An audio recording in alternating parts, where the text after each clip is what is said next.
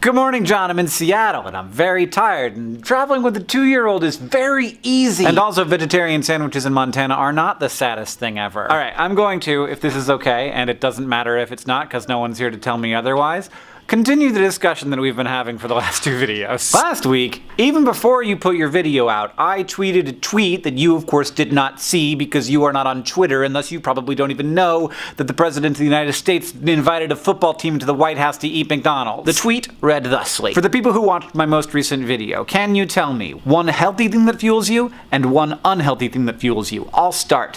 1. I feel good when I help other people experience joy. 2. I feel good when I am more successful than people who I dislike. This actually spawned a great deal of surprisingly healthy conversation on Twitter, so I'm actually kind of proud of it. It was like I used Twitter to do a good thing. Of course, later on I undid all this hard work by tweeting this, so you know. But I heard from so many smart people with good thoughts about healthy and unhealthy fuels, and it made me think a lot of things. And there are certainly many more interesting things to think about this than the ones I'm about to throw at you. But here are a few things that I think are interesting. First, people's healthy fuels were commonly about one of two things. 1, positive emotions about other people, like love, loyalty, even an obligation to other people or to like humanity as a whole. Or 2, a feeling of like progress, of doing something that you're really good at, which is really an interesting one to me because it seems like it's possible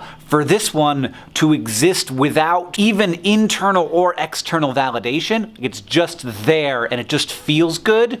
That one seems very rare and precious, and I want to find it more. Second, people's unhealthy fuels were often, though there were, I feel like, a wider variety of these, seated in one of these two things. 1, negative feelings about other people. Lots of people just wrote the word spite and had that to be done with, but also like general revenge or anger or even fear of other people. 2, and this was, I think, the most common one, negative feelings about yourself. And this wasn't like, I'm afraid I'm going to disappoint my parents, because that's your parents' emotion.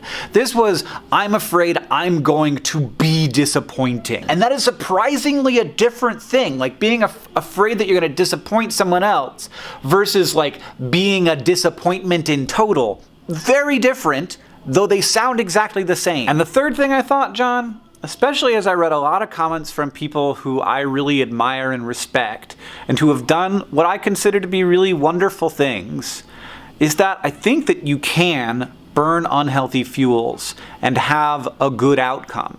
And you talked about in your video that you weren't able to like write what like the good parts of looking for Alaska until you found a healthier fuel to burn. But I think that it is possible to do good things with unhealthy fuels. And I have not shied away from, at times, burning those unhealthy fuels. But I think that the important thing is that we recognize what they are when we're doing it, and that there might be a long-term negative outcome. It's almost like taking on cognitive debt. But just like when you're taking on debt, you gotta recognize that when you're doing it, you should be doing it for really good reasons.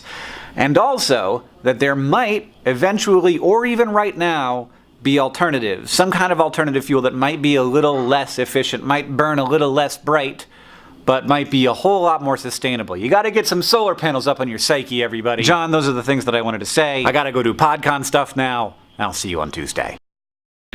Oren's in the other room now saying PodCon. PodCon. Can you say PodCon? Con.